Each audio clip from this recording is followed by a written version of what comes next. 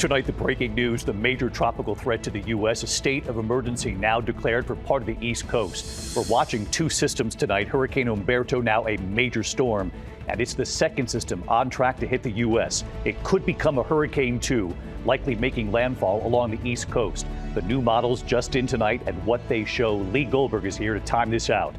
Former FBI Director James Comey indicted as we were on the air last night, and tonight President Trump now warning, quote, there will be others, after the president publicly called on his Attorney General Pam Bondi to go after his political enemies.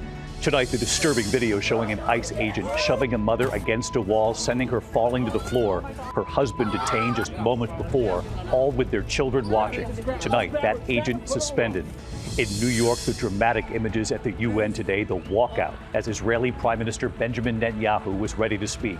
Tonight, Netanyahu vowing to, quote, finish the job in Gaza.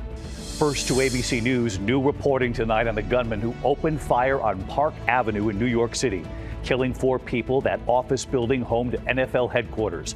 What the medical examiner has now revealed about the gunman. Tonight, the potential government shutdown just 5 days away now. The White House threatening mass firings of federal workers. Democrats say they're fighting to reverse Medicaid cuts and to keep health insurance premiums from going up. Outside New York City, the scare at the Ryder Cup, the explosion, fans seen running for cover. Also tonight, Amazon agreeing to a settlement. Some customers who claim they couldn't get rid of their Amazon Prime subscription will be paid back. I don't know if you're one of them. And the catcher and the history on the field, and then the quiet surprise off the field. Who is our person of the week? From ABC News World Headquarters in New York, this is World News Tonight with David Muir. Good evening. It's great to have you with us here on a very busy Friday night. We begin tonight with the growing concern in the Atlantic. 2 tropical threats growing stronger at this hour. One of them could eventually slam into the U.S. In fact, a state of emergency was just declared for parts of the East Coast. We've been tracking Hurricane Humberto, now a Category 3 hurricane tonight, expected to become a major Category 4 hurricane as early as tomorrow, passing between Bermuda and the U.S. But it's the second tropical system that poses the real threat. The new track just in, it shows the second system is now expected to potentially become a hurricane within days, possibly making landfall along the Carolinas. Right now, it looks like South Carolina. A short time ago, South Carolina's governor declaring that state of emergency. Let's get right to Chief Meteorologist Lee Goldberg of WABC, tracking again tonight for us. Hi, Lee. Hi, David. Could be a weekend of preparation along the southeast coast of the United States. Big developments with the 2 systems we've been watching. Of course, Humberto rapidly intensifying. 115-mile-per-hour winds could go Cat 4 tomorrow. Now, it's tracking northwest and go west of Bermuda, but it has an impact on potential tropical cyclone 9. Hurricane Center gives that designation so they can do advanced alerts. So that's going to creep northward. Could be Imelda over the Bahamas over the weekend, maybe go hurricane status. But the problem is you have the push-pull of Humberto offshore, the front along the coast, and the storm starts creeping toward the Carolina coast, could even stall. So that enhances the flood threat from the Georgia coast all the way up to the southern mid-Atlantic. Now, if it starts to wind up, now you throw the surge and the winds into the mix as well. And then add to that, David, there's a front along the coast now, so you have pre-game rain happening and saturating the ground. That'll enhance the flood risk. We'll know a lot more as we go through tomorrow. David? Yeah, that saturated ground, even before this could hit, was a real problem. Lee, thanks for being here tonight. Now to the fallout after former FBI Director James Comey was indicted while we were on the air last night here. Tonight, President Trump is now warning, quote, there will be others, after the president publicly called on his Attorney General Pam Bondi to go after his political enemies. Comey, a longtime target of President Trump's, tonight what led to this indictment, and this evening Comey insisting he is innocent and saying, let's have a trial. Here's our Chief Justice correspondent, Pierre Thomas. Tonight, President Trump insists the Justice Department's prosecution of his longtime enemy, former FBI Director James Comey, is not about revenge. It's about justice, really. It's not revenge. It's about justice. It's also about the fact that you can't let this go on. He's a dirty cop. He's always been a dirty cop. Everybody knew it. Comey tonight defiant. I have great confidence in the federal judicial system, and I'm innocent. So let's have a trial. The former FBI director has been in the president's sights for nearly a decade. He's become more famous than me. Trump fired Comey, who was leading the investigation into whether his campaign colluded with Russia. Comey then testified that the president had asked him to pledge his loyalty, but he refused. I've seen the tweet about tapes. Lordy, I hope there are tapes. Now the president has a Justice Department where loyalty is key. 6 days ago, he publicly urged Attorney General Pam Bondi to go after several of his enemies, including Comey. We have to act fast. If they're not guilty, that's fine. If they are guilty or if they should be charged, they should be charged. And we have to do it now. He forced out the U.S. attorney who had been investigating Comey for 2 months, replacing him on Monday with his former personal attorney, Lindsay Halligan, saying she would get things moving. And just 3 days later, Halligan convinced a grand jury to charge Comey on 2 counts, lying to Congress and obstructing a congressional proceeding. The indictment just 2 pages long and light on details. Sources tell ABC News prosecutors allege Comey shared information with a close friend about an investigation connected to Hillary Clinton, so that friend could then pass the information along to a reporter. Mr. Comey, The Justice Department claims Comey then lied to Congress about it. I stand by what the testimony you summarized. Comey insists he's innocent. Tonight, CNN releasing part of an interview Comey recorded months before he was indicted, reflecting on his relationship with the president. I often joke I'm the relationship that Trump can't get over, wakes up in the middle of the night thinking about me and how I'm living my best life. I think it has some combination of I really have had a happy, productive life since then, and that I spoke out about him, and that despite their absolute best efforts, they were never able to get me. And David, the president today indicating there are more indictments to come, telling reporters, I think there will be others. Among the potential targets he's already named, New York Attorney General Letitia James and billionaire Democratic donor George Soros. David? Pierre Thomas, who will continue to follow this. Pierre, thank you. Tonight, the disturbing video in New York City showing an ICE agent shoving a mother against a wall, sending her falling to the floor. Her husband detained just moments before, all with their children watching. Tonight, that agent has now been suspended, and a warning here. The video is difficult. Here's Stephanie Ramos. Tonight, this federal immigration agent seen pushing a woman, now relieved of duty. Video shows the woman pleading as masked ICE agents detain her husband yesterday in New York. Just grab her, pull her away. The officers blocking the hallway, preventing her from running toward her husband, then carrying her into a room. The agent later heard saying adios before shoving the woman against the wall, causing them both to fall to the floor, then hovering over her as her crying children rushed to her side. The mother taken to the hospital for treatment. Officials saying the family was at the courthouse for a routine asylum hearing. The kids were in my office. It is just crushing to have seen them speak to their father, who called from immigration detention, and to have the young boy, he didn't know where his dad was. It's just sort of unspeakable, the terror and the fear that they and so many others are feeling because of this militarized ICE department. And tonight, the Department of Homeland Security calling the agent's conduct unacceptable and beneath the men and women of ICE. David, DHS says that ICE agent has been relieved of current duties as they conduct a full investigation. Congressman Goldman has asked the DOJ to review the officer for possible criminal charges.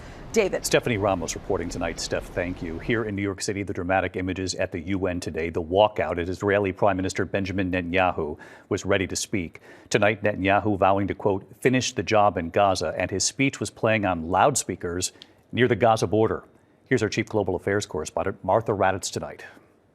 Outside the UN today, thousands protesting Israeli Prime Minister Benjamin Netanyahu's war in Gaza.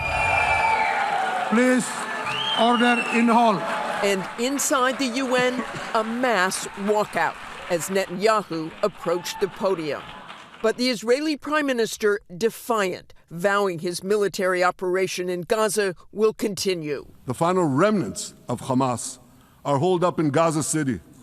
They vow to repeat the atrocities of October 7th.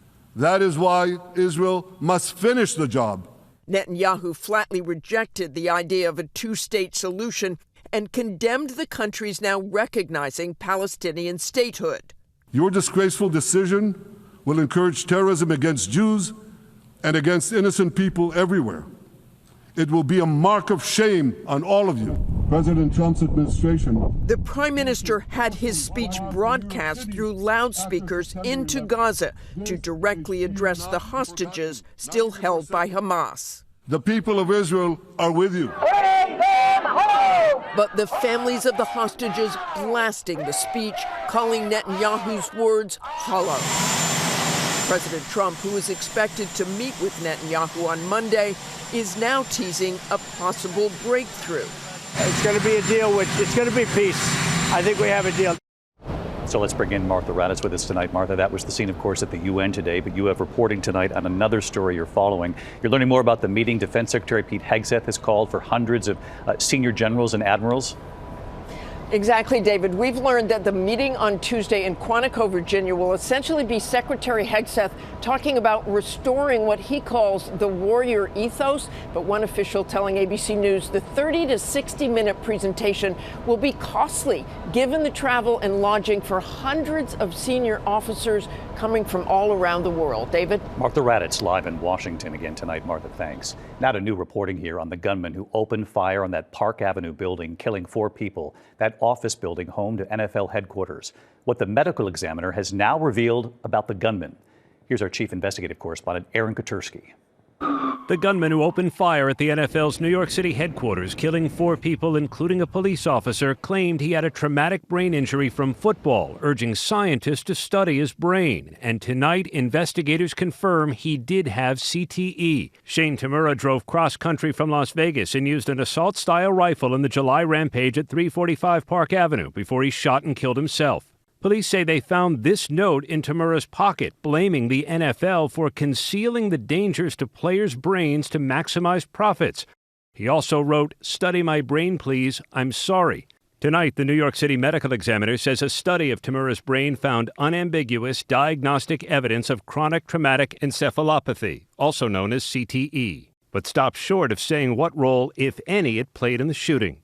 Hey, we're here with standout running back Shane Tamura. Tamura played high school, not professional football. His family had warned he was suffering, his mother calling 911 last year. He was just crying and said, "I'm not going to be able to go any further."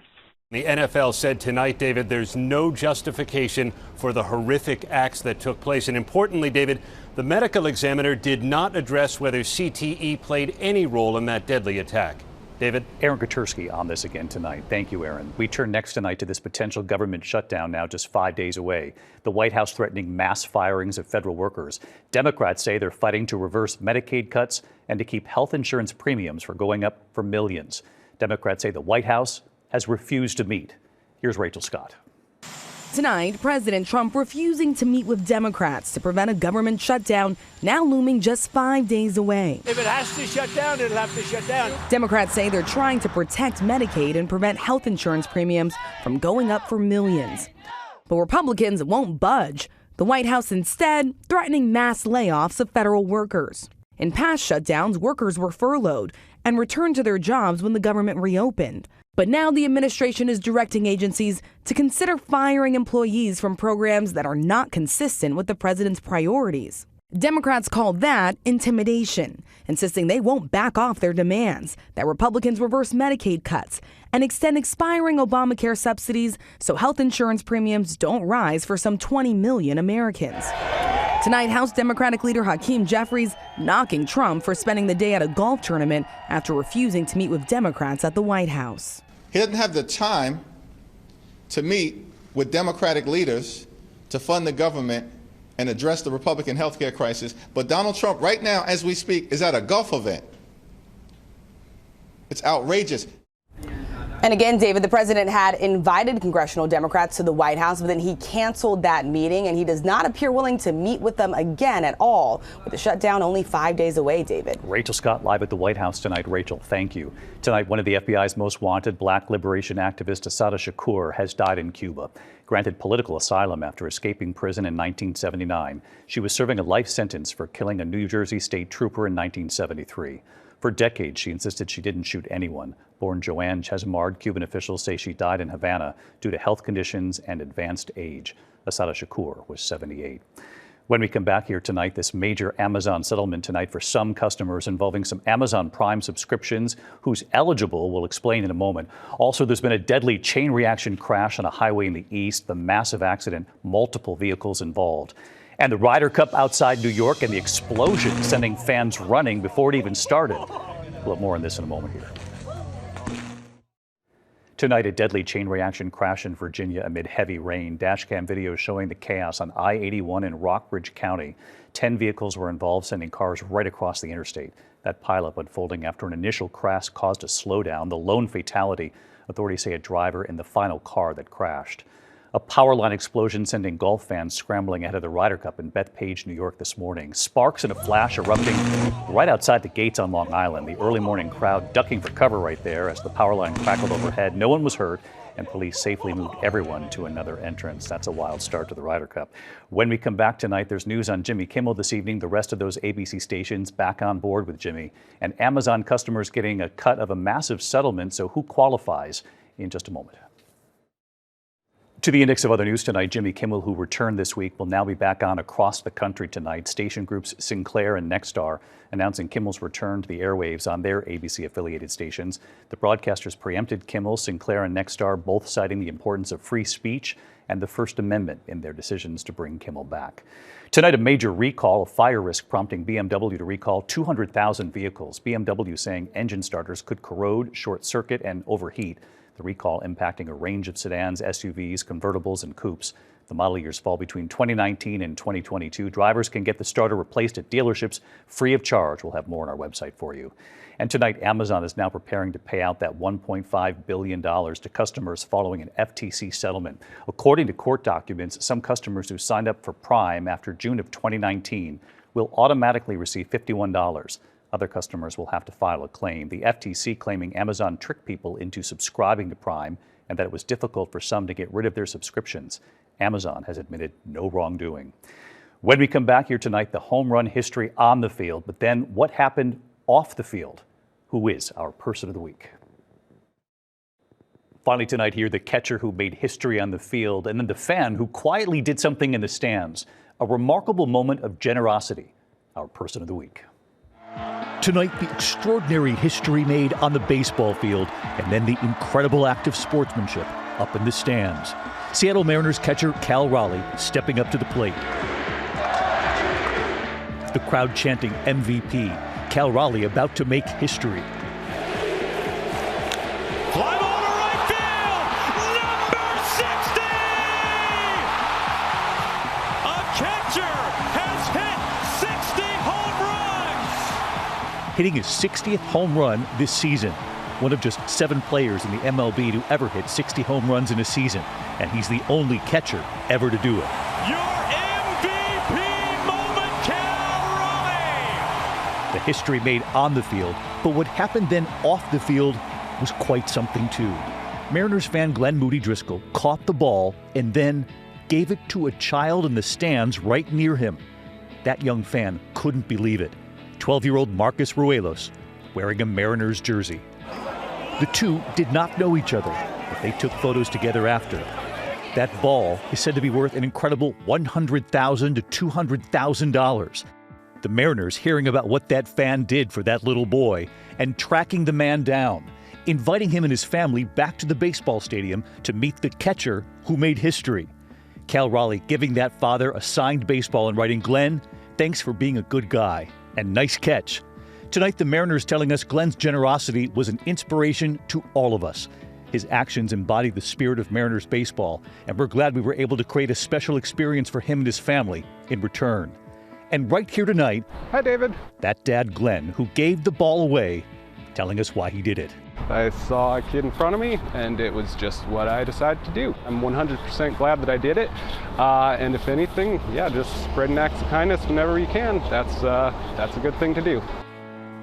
And so we choose Glenn, who gave that ball away, the young fan Marcus, and of course Cal Raleigh, who made history. An all-new 2020 tonight, 9 p.m. Eastern. I'll see you then. Good night. David Muir, the most watched newscast in America. And now, ABC's World News Tonight has won the Emmy for Best Live News Program for the 3rd year in a row.